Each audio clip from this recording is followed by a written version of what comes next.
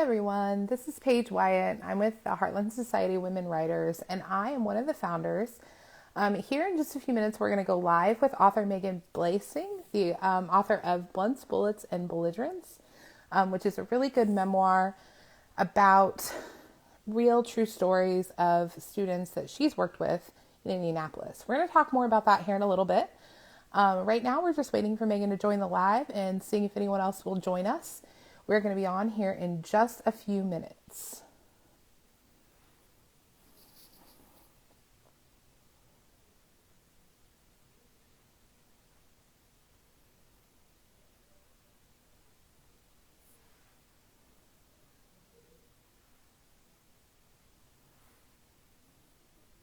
Hi, Tiffany.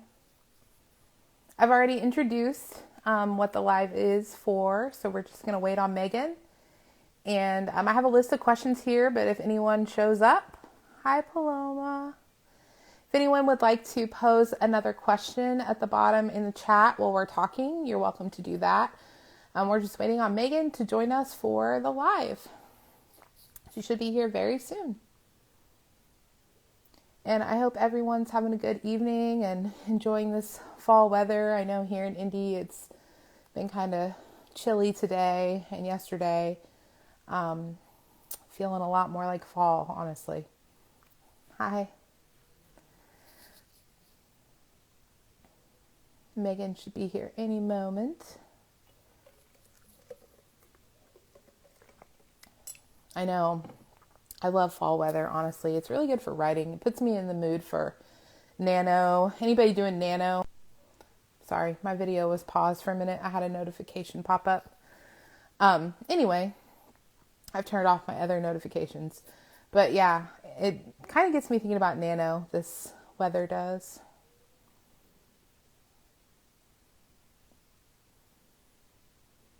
Maybe nano, yeah.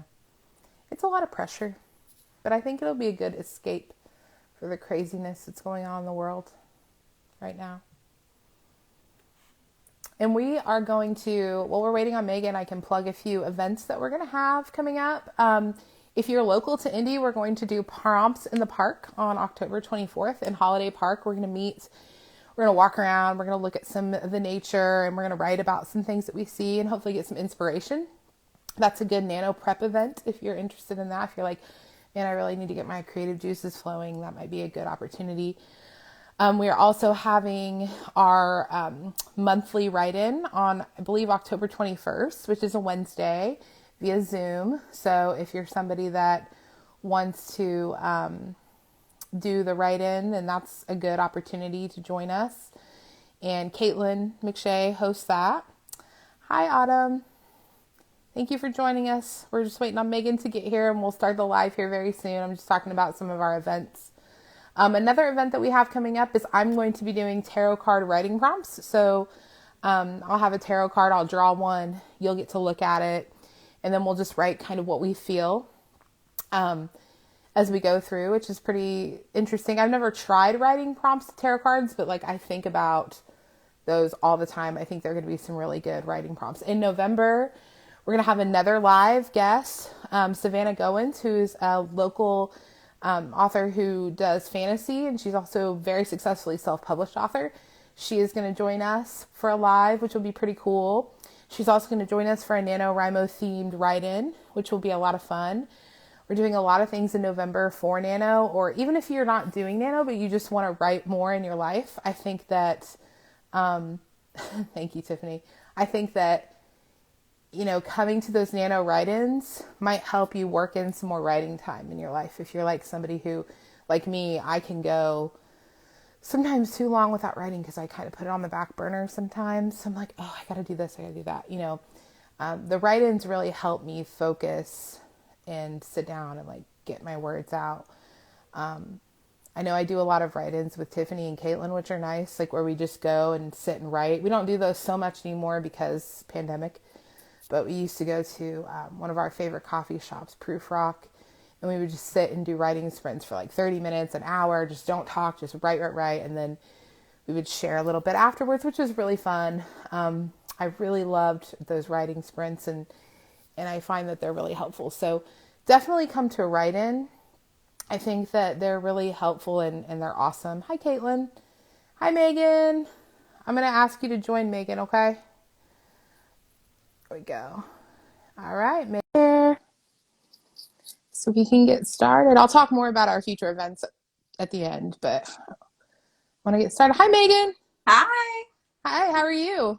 I'm good. How are you? I'm good. You look great. You look very Oh, cozy there with your I am nice, very cozy. like your nice little couch in the background and your, Mm, yeah. yeah, All right. Megan, are you ready? Do you want me to just go right into our questions? sure, Okay. absolutely. Well, before we get started, can you tell us a little bit about your book? So I read it. It's called Blunts, Bullets, and Belligerence, and I really like this book because I'm a teacher. That's my day job when I'm not doing Heartland stuff, and I could relate to it a lot because I taught in a school on the northeast side of Indianapolis. I'm teaching in a school on the south side, and a lot of these stories you told sounded very familiar to me. These are things that students would tell me, things that their families would tell me, things their guidance counselors or our social worker would tell us. So tell us a little bit about your book and your background with that. Yeah, sure, absolutely. So I served as a social worker, clinician in a variety of schools over the last, well, several years, if you will. And I didn't always anticipate writing a book. Actually, this was something that actually just kind of came to fruition. I don't know, I would say in the last year, I just finally decided to sit down and do it. But, um, I think just like kind of witnessing all that I did and really just more of the emotional turmoil for me that quite frankly I neglected over the Mm-hmm. years of just kind of witnessing the things that I did was really the kind of catalyst that caused me to kind of sit down and finally just do this.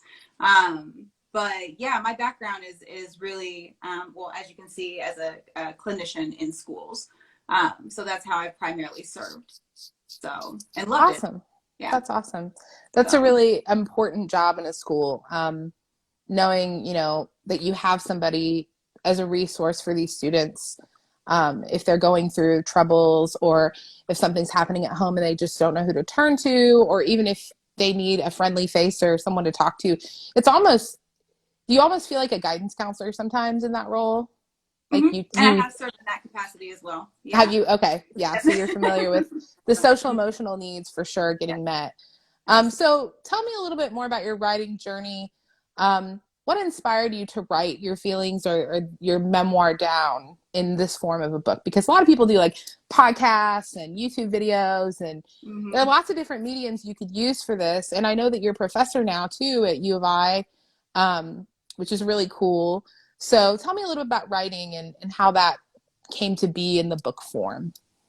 Sure. I really, first and foremost, just kind of wanted to tell my story and give people a real depiction of what happens in schools and what the youth are really dealing with outside of the doors, so that they know maybe what's going on, kind of the why behind the behavior. I think is what I really talk about in the book too. Kind of coin Yes. the phrase a lot in the classroom, right? I Mm-hmm. think a lot of kids kind of get written off and they fall in the cracks, if you will, due to quote unquote behaviors. And so I really wanted to bring to light that it's really multifaceted. And Absolutely. so, yeah, there's a lot more to there's a bigger picture, if you will. Mm-hmm. So yeah, so that was kind of the driving force behind that. Yeah, and I think it's really accessible because it's not a long book. Like I got through it in just a few days. Sitting and reading. Of course, I had to take breaks because some of the stories were just really tough. Um, but I like that it's accessible to teachers or to anyone who's interested in this story. I think especially educators because we're there with kids, and I feel too so many times that it's easy to look at a kid and say, whatever, like they're just going to be difficult. They're just Yeah. going to be in a bad mood. Why even try? And I am guilty of that myself. I've been teaching for 8 years and I'm definitely guilty of doing that sometimes. But then I have to remind myself, there's a reason why. And 9 times out of 10, when you find out that reason, you understand this child so much better and in a way that you can better serve them, Hmm. not just on a learning capacity, but, on a socio-emotional level. So I really appreciated that about your book. I'm glad that you mentioned that too, though, not to interject, but Mhm. just to make Oh, that no, go point. ahead. Some of the idea too was that, maybe people who were considering going into the field would Hmm. maybe get their hands on this as well, or maybe new teachers, or Yeah. even people in the social work field, because a lot of times what happens is, they're not quite ready for all that they could potentially run into.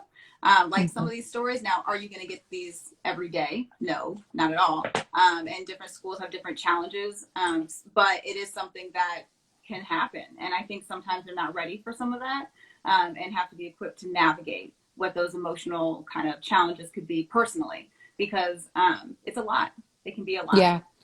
So you have to be ready to deal with that. So yeah, that was kind of another idea, is to have it be a tool as well. Hmm. Hmm. And it definitely reads that way with your intro and your conclusion as well. Like your Yeah. intro does a really good job of kind of setting the groundwork, and then you tell the story, and then at the end you sum it up and kind of give us a, here are your next steps. Here's what we have to do as a community for these students. Um, Going into that, let's talk a little bit more about memoir. Why that specific genre? Because you could have made it fiction. You could have said this is based on the true story, kind of like a lot of people do with, many of the fiction works for, especially for YA and for adult. So why memoir specifically? I wanted it to be real. Again, it goes back to, there's this, wanting to tell like my story, right? So there's like this Hmm. level of catharsis that comes with that. But also, I wanted it to be very real. So there's that level of like wanting it to be a tool for people who could potentially be going into the field, who are in the field, new to the field, maybe veterans like yourself.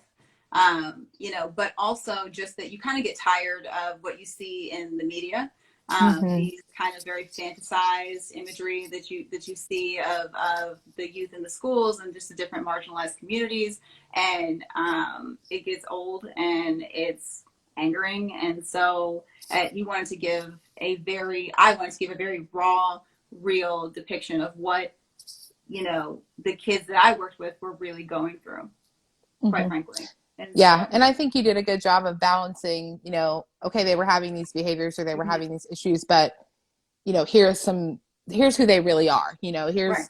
Especially there was one gentleman, that our young boy you talked about. I can't remember his name off the top of my head, but he cared for his brother and they slept in the closet Mm-hmm, because they were afraid of getting shot. mm-hmm, And he was normally a really good student, but then he started to cry a lot and act out because he was so scared all the time. And you did a good job of like talking about, how it was way more than just that action of acting out that he had. It was more just, he had all this pressure on him. right, And unless you got to know him and got to know why, um, you didn't realize what was causing that action. So I thought that right. was awesome. And Looking also at just all that, different facets. yeah, no, exactly. And I think also to kind of shed light too on mental health professionals in the school as well, Mm-hmm. kind of what that looks like for us. You hear about us, we you know Mm-hmm. what we do a little bit, right? Kind of know our role in the administration, but what does that look like for us? That psychological bridge is kind of what I refer to it as, is this all happens here, but then I can't tell you how many times something like that would happen, and then I'm off to a family celebration, or whatever that looks like. So Mm-hmm. you have like that 15 minutes in the car to decompress or do what you need to do, and then it's that. So which is a very different lifestyle than what the kids are going home to. So just to kind of shed light a little bit on that, um, as well. So just the different, it's yeah, just the multifaceted Yeah. kind of roles that we all play, students and staff alike. Yeah. Mm-hmm. Yeah, it is very heavy. But going back to writing a little bit, Mm-hmm. so you published this book, and I am not sure. Are you self-published? What was your publishing process like? How did it go for you? What were some of the challenges and successes? Because a lot of the women that follow us want to know about that next step. So you've Sure. written a book, you Yep. think it's good, you've gotten it looked at, Right. you've combed through it. Maybe you've hired an editor, maybe your Mm-hmm. friends have looked at it for you. You're ready to Yep. publish. So what did that look like for you? Yeah.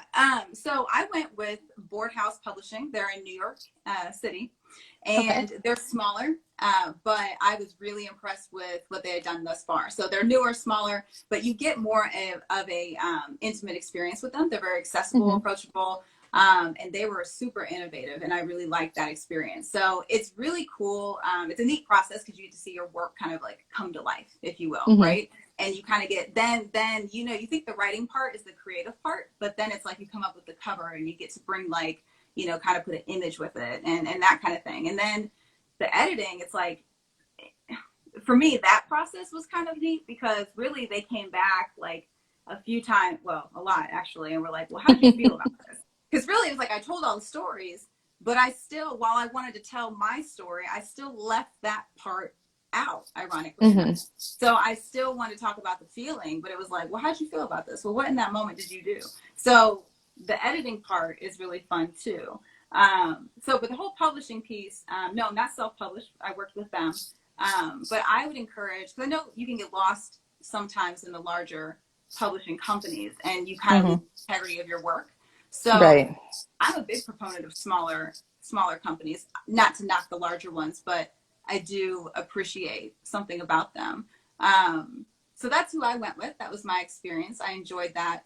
It was a little tedious kind of going back and forth being remote here, Hmm. but it was a fun process. You got to kind of see it That's live and cool. then you finally have a book in your hand and it's pretty cool. That's So awesome. So you feel like you had a lot more autonomy there than if you went with like a bigger name for sure. absolutely. That's good. Absolutely. Yeah. And I definitely learned the one thing that was really cool is I feel like I learned enough about it that if I wanted to do it again, that I feel like I could kind of guide it more. Like I'd have Okay. more of a presence. Does that make sense? Like I kind of Yeah, lead it. yeah. That's Yeah. really cool. Yeah, Yeah. I've heard a lot about like cool little indie presses and Mm-hmm. smaller publishing companies and how they put a lot more effort into their writers because they don't Right. have this huge conglomeration to please. So definitely a plus with that. That's really cool. Certainly. Um, what are some of the obstacles that you feel like women face in the writing world? Because the purpose of us founding this organization is to give women a sense of community and support and to plug women authors that, maybe need a community and need someone to hold them up. Because I think sometimes it's hard for women to find other women to support them because, there's Mm. competitiveness and then Oh yeah. there's a lot of stereotyping when it comes to women authors, like, oh, you only write romance or you only write YA or whatever. Right. So you are a very intelligent woman who is writing not, I mean, the memoir is to me an academic piece as well because you're talking about your experiences and your expertise in this field, right? And Mm-hmm. you've written for Medium as well. So what are some of those challenges that you think that we face as women authors? I think like you just hit it on the head, that competitive piece, right? But I Mm-hmm. don't think that's by our own doing. I think that Okay. is kind of what we're conditioned to do, Mm-hmm. unfortunately. And then I also think, it's that there's other conditioning too, like speak your mind, but not really, right? Do it Mm-hmm. in this way. Tell your truth, but make sure it's not like too controversial, and Yes.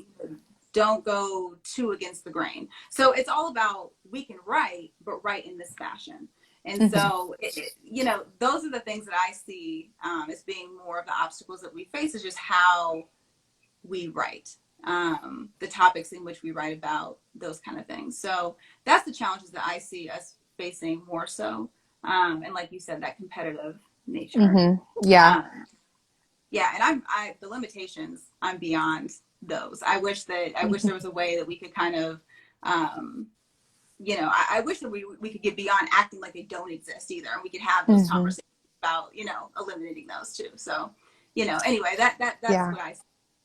Yeah, absolutely. I agree. I will admit that when I first met, so my co-founders are Caitlin and Tiffany, and I met them at a writing conference. And when I first met them, and I still catch myself thinking this when I'm reading their work, I'm like, oh my God, are they better than me? Like, am I better than them? Am I good enough? Like I think it's that Yeah, imposter syndrome and that yeah, insecurity that, we read another woman's writing and we think we have to be better than them or just as good as right, them, or we have to be just as right, successful.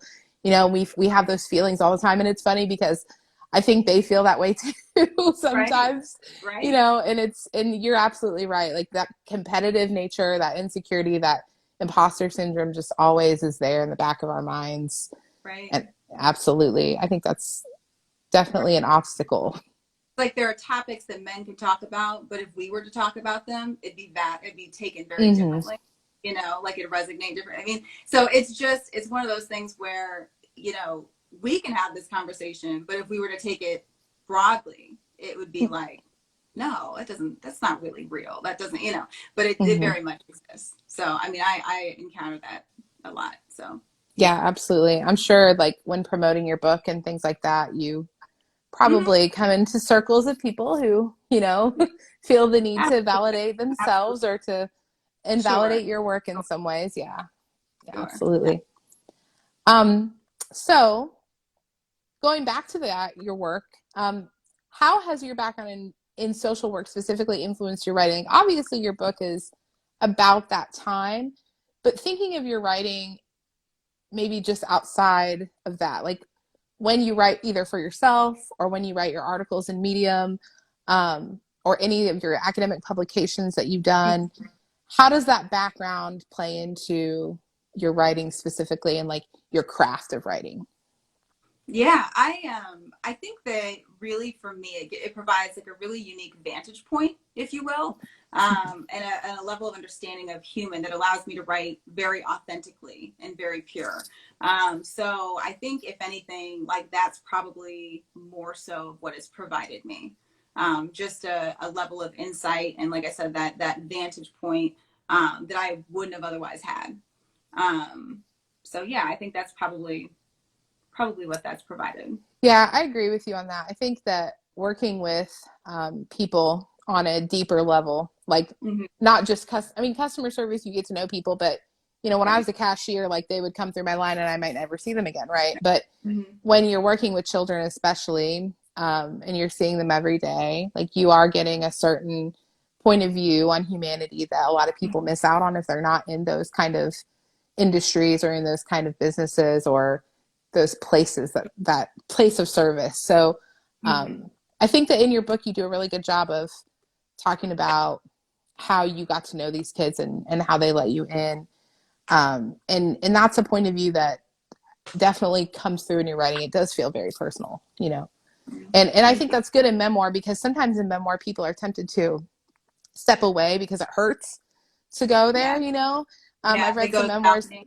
Mhm. Yeah. I've Yeah. read memoirs that feel very disconnected, but yours is almost like reading a journal that you keep, like this is what happened to this student, and this is what I found out, and this is how things end up. And then some of your chapters you just end them with I never saw them again. But Yeah. they don't always have a happy ending. Some of them Right. have very sad endings or some of them don't have an Right. ending. So I think that definitely comes through there. You do a good job with that. Well, no, and I appreciate that. I mean, the goal was to have people feel like they were watching it. It was vivid enough that they felt like they were in the room, Mm-hmm. or watch it like almost like a quote unquote mini movie. Like I wanted it to be vivid enough that it was that like real to them. So I was recalling obviously a memory, but I wanted it to be that I needed to relive it for myself, obviously, to get that feeling. But just to have people feel like they were there as well, because I Mm-hmm. wanted them to understand that level of um, the emotion that the child was feeling as well. And then thinking about like, algebra is the last thing that they're thinking of, Absolutely. if you're hungry and tired, I mean, the last thing that you're thinking about is how you're going to do on this test. So Mm-hmm. how do we navigate that, in schools? So, Yeah, that you is know, the always the big challenge for sure. And mm-hmm. and I guess that brings me to the title because you title it Blunts, Bullets, and Belligerence. So why did you Yes. pick that specific title for your memoir? Yeah, absolutely. So I think people shy away from blunt terminology. And Mm-hmm. so the things that, these are like tidbits that you see in the stories anyway. And so I wanted to put it out on the table. Um, that's basically it. I mean, there's really no like super secret behind it. I just wanted to put it out there. So the things that, I mean, I think I referenced some of the stuff in, throughout the stories, and I just wanted to put it out there. So I was all about like, making sure that everything that people tend to kind of shy away from or turn their head toward, I wanted to make sure that I was putting it all out on the table. Yeah. And so that's why it is on the cover. Yeah, absolutely. And it gets you ready for, okay, this is going to be honest. This is going to be real. These are the topics that we're going to be dealing with. Yep. So get ready. This Yep. is not like a beach read by any means. No. Yeah. Even though it's, So, you could probably get it read in a day, you may not want to because it is a lot. Right. Absolutely. You certainly touched on all of those things. So, Mm-hmm. yeah. So were you concerned after you wrote it and you released it, were you concerned about how your colleagues would see that work? No, not really. I wasn't overly concerned with that. I mean, there's certainly a part of it, but there's a bigger picture Mm-hmm. here, and that was simply sharing stories and the reality behind what goes on in these schools with the youth and the communities at large. And I felt like that was way more important. So they were pretty minor in the scheme of things as far as the stories were concerned anyway. Mm-hmm. And not to say that they're not, a factor in it and it doesn't matter, but at the end of the day, there was a bigger picture. And I felt like that outweighed any of that. So Yeah, I feel like it's always scary to put your writing out there in any way, shape, or form. yeah. But you do have to get over that feeling of, oh, what are people are going to think of it? Because especially with something like this, where your mission to get these stories of these students out there for the world to see and to read sometimes has to surpass that fear and surpass those thoughts in the back of your head, right? Absolutely. Yeah. And that brings us to our next question. So, despite this being a memoir, did you ever question whether you were the person to tell the stories of these students for them? So, why, I guess that question is kind of asking, why are you the one to tell these stories for these students? I'll ask that first part and then I'll ask a follow-up for that. Okay.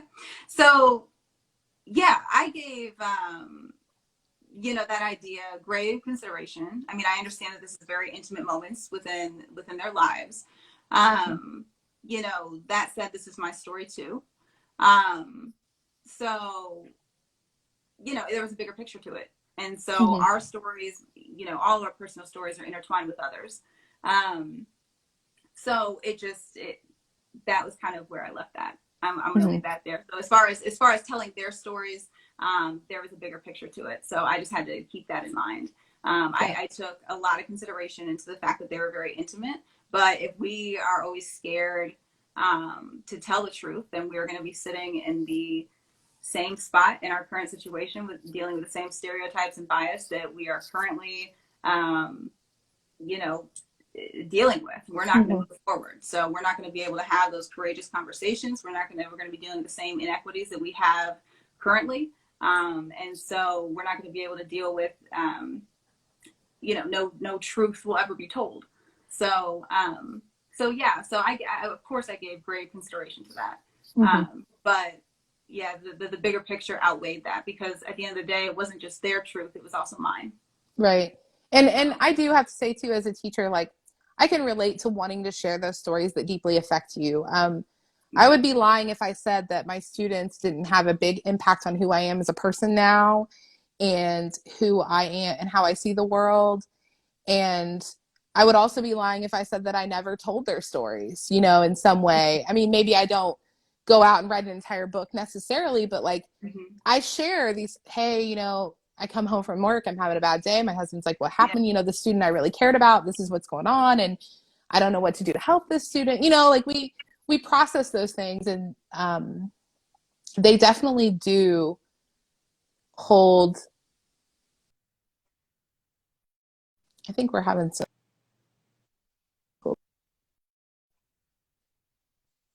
I can still hear you.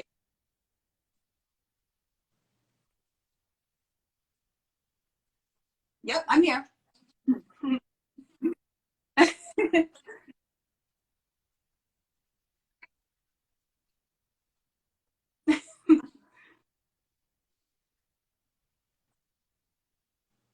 Yeah, I can still hear you.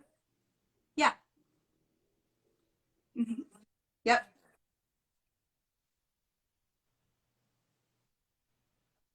Yep, I can hear you. Yep. I can hear you. Yeah.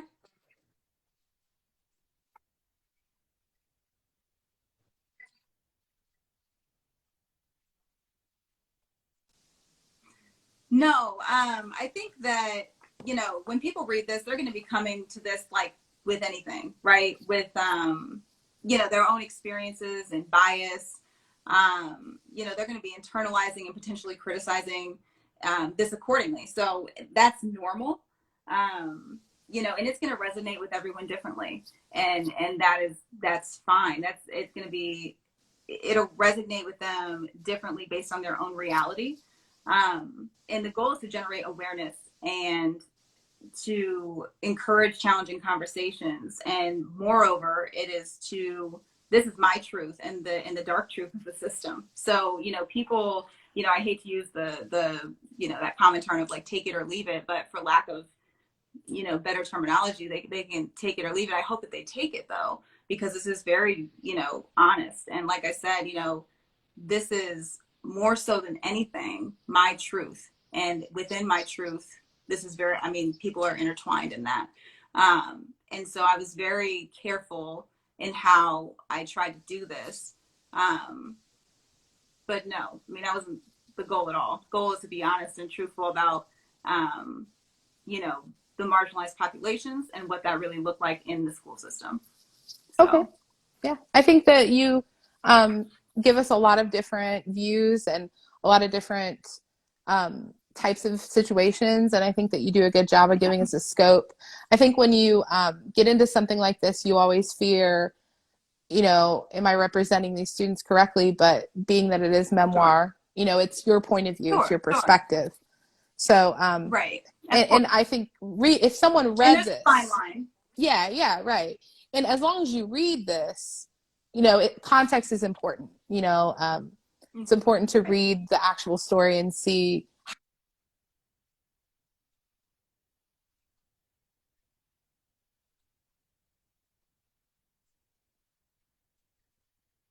Right, right. We all come to the table with our experiences, and you digest things accordingly. Mhm. And that's just the reality of things.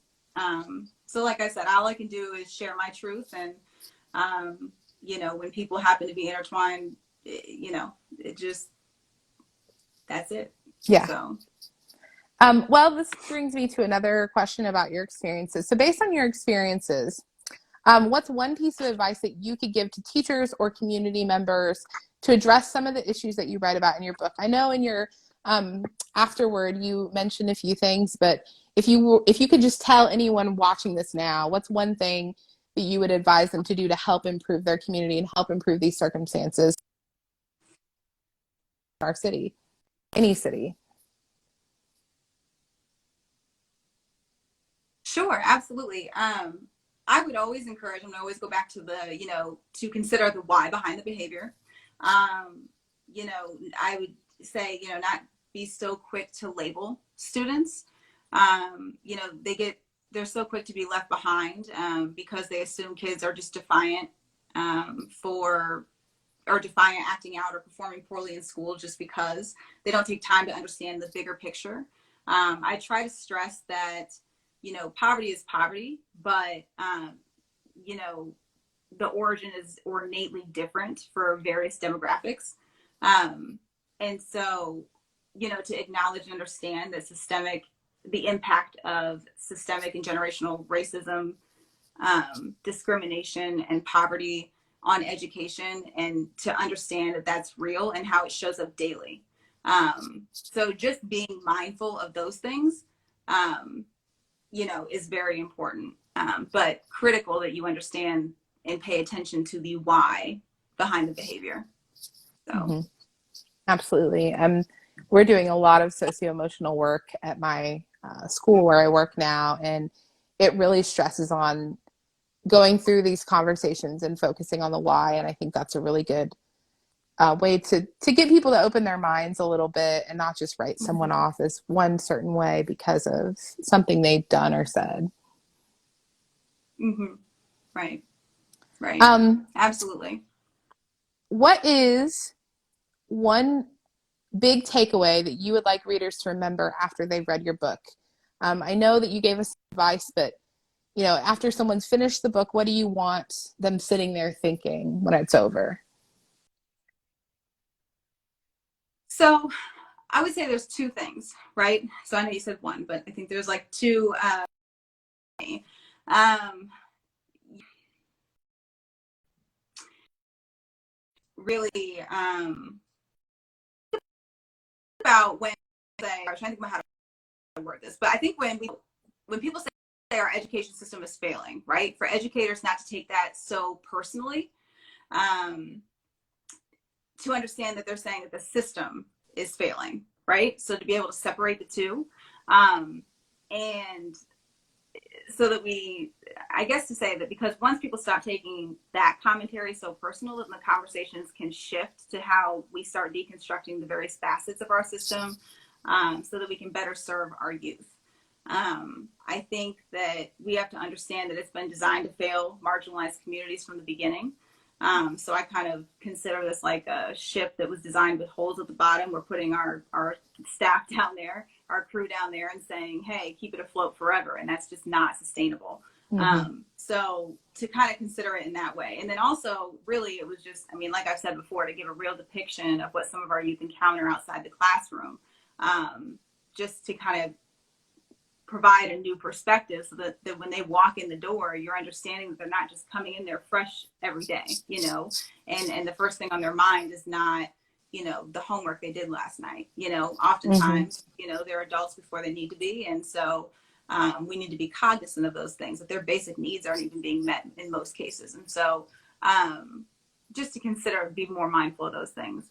But I would really say that, once we kind of separate the personal, like the feeling from what's actually going on, I think then, we can start having those real conversations on how do we move forward and kind of, start fixing, the system that has been broken for so long. Yeah. So. Yeah, I agree with you. I know that it is easy as a teacher or even as a parent to take it personally when you say Yeah. that education is failing. Yeah, Right. that is very, Right. very true. And it's But not always our fault. Of course. And I'm not saying, I mean, and I get why it would be. I think the rhetoric, I mean, politically speaking, has been horrible. I mean, it's not, so yeah, I mean, it's not when people say education, the system is failing. I mean, it's like I said, it's like putting the crew at the bottom with holes in it and saying, hey, make this float. I mean, Mm-hmm. it doesn't make sense. You can't do that. So I think when people realize that they've been placed in a system that was never meant to succeed from the beginning, okay, then that's a different picture, right? So once we start deconstructing that, I think then we can shift and say, okay, well, how do we make this work to better serve, all of youth, but particularly these communities? What does that look like? We start having those real conversations instead of being personal and protecting, our ego. Mm-hmm. So. Yeah.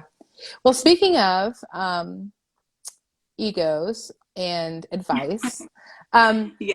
what is one piece of writing advice that you would like to give to any writing woman, no matter where she is on her journey? I would say, well, if you have not started writing, start. I think that people often wait for like the right time, the right circumstance, the right everything, and that's never going to happen. So just start. There's never a perfect anything. It might take you 10 years. I think often too, people wait and they think, oh, well, I'm supposed to do this in like 6 months. I'm supposed to do this in 9 months. And I'm like, there's really no time frame. Just do it. And understand that, sometimes I think, and again, this goes back to, that conversation we had about women and, the competition and all these doubts and how we're conditioned and things of that nature. But, if you are starting to doubt your message, it will show up in your work. So to stop doubting, if you were moved enough to write it to begin with, you need to move your behind to finish it. So do that. I think that, someone out there always needs to hear your message. And it will impact someone. It will inspire someone. And I can guarantee that. So definitely do what you set out to do. Because you will be happy you did it for sure. So That's a really good message. I need you to give me that pep talk every time I need to sit down and write. I need to finish. I've been trying to finish this book that I'm writing right now for like 3 months, and I needed to hear that. So thank you. 3 months is like nothing. Yeah, keep going. It's gonna take a while. Yeah, it is a Yeah. process. It is a process. I mean, it really is. So, and it can be messy, and it's like, I mean, it, you scrap things and you start over, or sometimes like you'll start something and you write a whole different book. I mean, you come back to another one. I mean, it's just, Hmm. it's all over the place. So don't, yeah, Yeah. there's no right or wrong way to do it. And then, there's a lot of people are like, oh, well, in this time frame, you can do it this way. And I'm like, no, like there's no right or wrong way to do it. You just do it. So Right. Yeah. You just get down there and write the words, and then do it. Yeah, the rest falls into place. It really does. exactly. Mm-hmm. Um, Speaking of writing, do you have any future plans for any future literary works? Is there anything related to education or any other genres that you're thinking of trying that we should look out for, or maybe that you're interested in experimenting with? I will definitely, I am sure that I will do this again. And I am sure that it will probably be in the same genre. Mm-hmm. So yeah, stay tuned. I think that's all I really have. I mean, I don't know. I haven't, yes, I can say yes, you will see me again. And it'll be in this genre for sure. Okay. So, Awesome. That's yeah. really exciting. Is there anything else that you want to talk about? Anything you want our viewers to see or your readers to know? Anything else that I didn't cover that you feel that we should talk about? No, I think this was pretty thorough. I think that for what it's worth, no, I think this was great. So Okay. yeah. Well, it's great having you on. We do have a giveaway of 2 copies of your book that Mm-hmm. we're going to send to someone. They're signed copies by you, which is really cool. So I think we sent the winners to you. Do you want to go ahead and announce who those people are? On your email? Can you get your email? I have to click out of here. Oh, it's okay. We'll wait. Okay.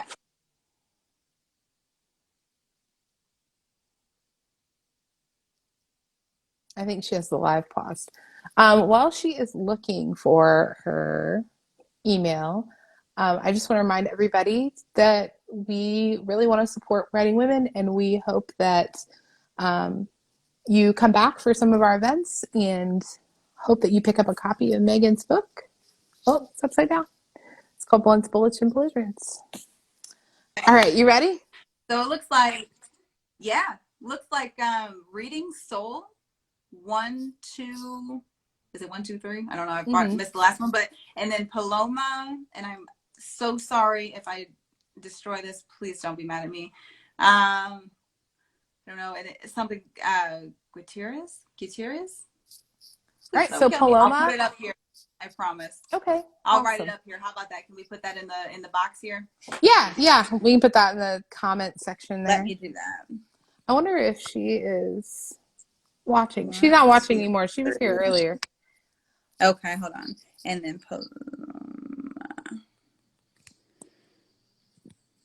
perfect.